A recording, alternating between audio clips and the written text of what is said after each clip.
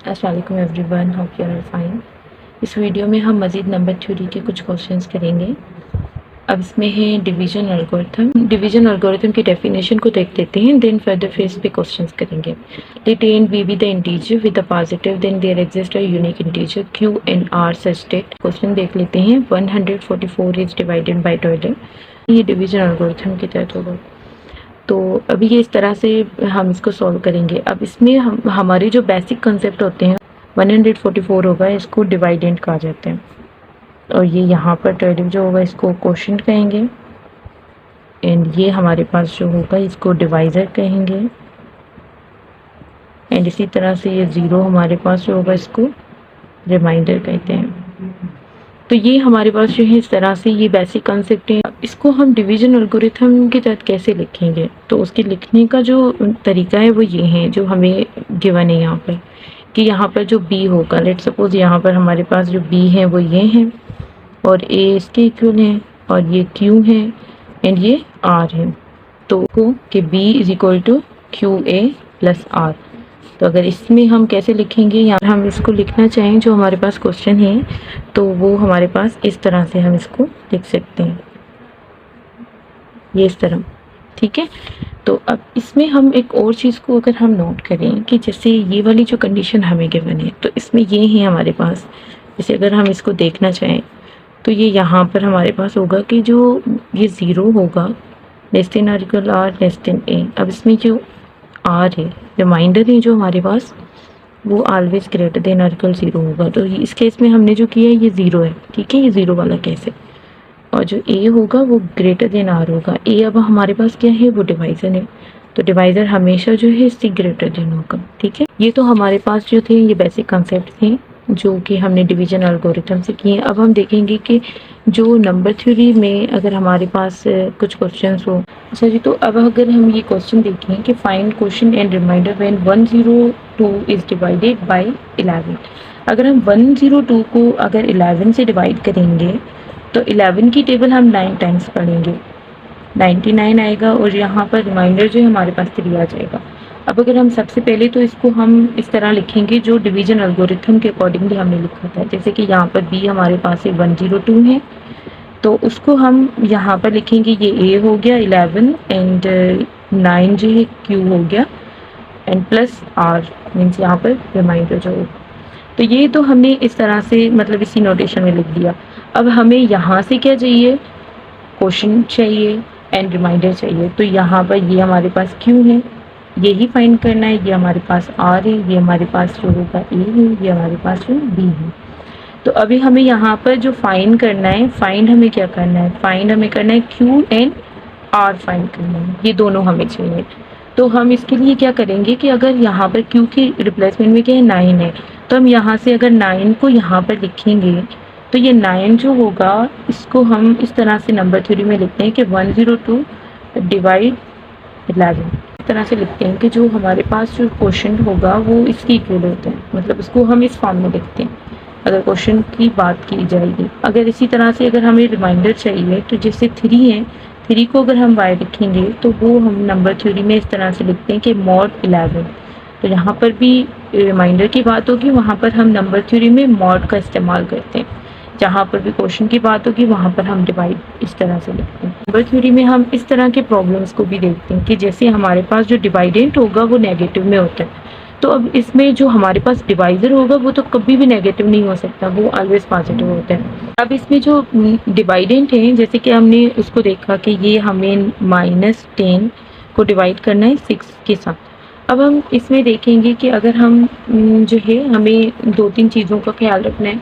एक तो ये कि ये डिवाइज़र जो होगा ये ऑलवेज पॉजिटिव रहेगा, और दूसरा ये कि ये जो हमारे पास रिमाइंडर होता है वो भी ऑलवेज पॉजिटिव होता है। तो इन दोनों को अगर हम देखेंगे कि जैसे यहाँ पर 6 की टेबल पढ़ूँगी, तो 6 की जो टेबल पढ़ूँगी मैं यहाँ पर, तो मैं 1 टाइम्स पढ़ूँगी तो 6 हो जाएगा। अगर मैं इसको यहाँ पर जैसे प्लस होगा माइनस करूँगी तो ये मेरे पास नेगेटिव आएगा, तो मेरे पास नेगेटिव नहीं आना चाहिए, इसलिए मैं क्या करूँगी, मैं इसकी -2 टाइम्स जो है टेबल पढ़ूँगी। जैसे मेरे पास यहाँ पर -12 आएगा, फिर जब हम इसको सब्ट्रैक्ट करते हैं तो यहाँ पर हमारा सिंबल चेंज हो जाता है। तो सैम्पल चेंज होने के बाद हमें पता है कि ये पॉजिटिव 12 है, तो इसमें से माइनस करने के बाद हमारे पास पॉजिटिव 2 आ जाएगा। तो ये हमारे पास जो है इस तरह से ये जो है करेक्ट रहेगा। ये हमारे पास आर जो है ये हमारे पास पॉजिटिव आना चाहिए। अब इसको किस तरह से लिखेंगे, उसी तरह से लिखेंगे जैसे डिवीजन एल्गोरिथम में हमने किया कि -10 जो होगा हमारा वो इक्वल होगा 6 × -2 + r। आई होप कि ये डिवीजन एल्गोरिथम आपको क्लियर हो गया होगा। तो अभी हम नेक्स्ट क्वेश्चन पे मूव करते हैं। सेकंड क्वेश्चन को स्टार्ट करने लगे हैं। सेकंड क्वेश्चन हमारे पास है लीनियर डाइफरेंट इक्वेशन। तो जल्दी से डेफिनेशन को देख लेते हैं।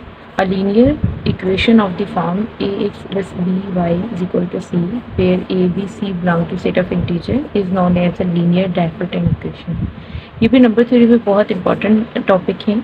अब ये यहाँ पर हम देखें तो इस फॉर्म की इक्वेशन को हम जो है लीनियर डाइफरेंट इक्वेशन कहते हैं। तो लीनियर डाइफरेंट इक्वेशन को शॉर्ट में हम ऐसे लिख सकते हैं। कब एग्जिस्ट करेगी, मीन्स कब लीनियर डाइफरेंट इक्वेशन जो होगी इसका सॉल्यूशन एग्जिस्ट करेगा, इसका जो सॉल्यूशन होगा वो नॉट एग्जिस्ट करेगा।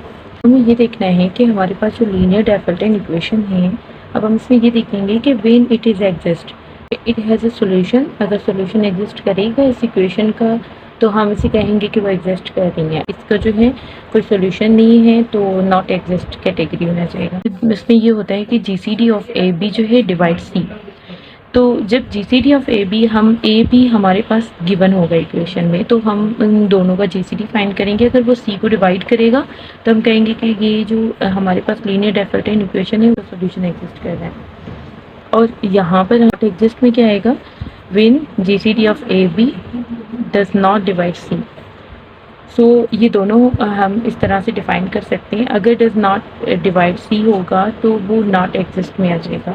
अच्छा जी, तो अभी हमने देखा कि लीनियर डाइफरेंट इक्वेशन में जो है एग्जिस्ट सॉल्यूशन एग्जिस्ट तब करेगा जब जीसीडी ऑफ ए बी जो है डिवाइड सी करेगा, एंड नो सॉल्यूशन तब होगा जब GCD of a b does not divide सी।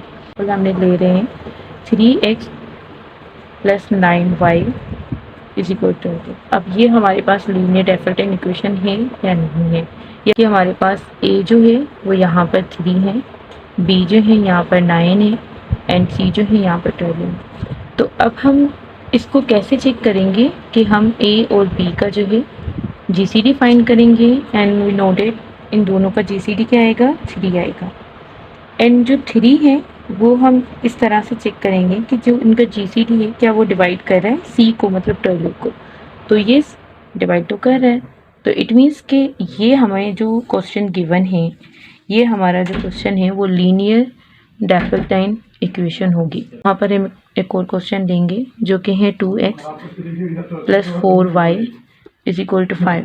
अब इसमें हम देखेंगे कि जैसे हमारे पास यहाँ पर a 2 है, b 4 है, सी हमारे पास 5 है। अब इसमें हम देखेंगे कि 2 4 का जीसीडी पहले फाइंड करेंगे, वो हमारे पास आ जाएगा, जीसीडी हमारे पास आ जाएगा 2।